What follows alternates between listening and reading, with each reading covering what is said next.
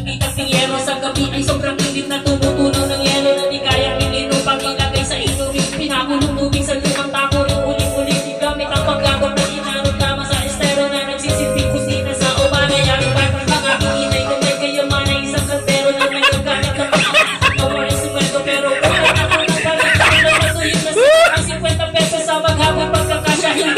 Kuha lang pa talagang maraming harang o mataas na kabakan o nagkagulak na nagalaman ko kayo. Kahit sa tabi ng pera nyo walang doktor na makapagpapalino ng mata nyo kaya huwag kang masyadong halata.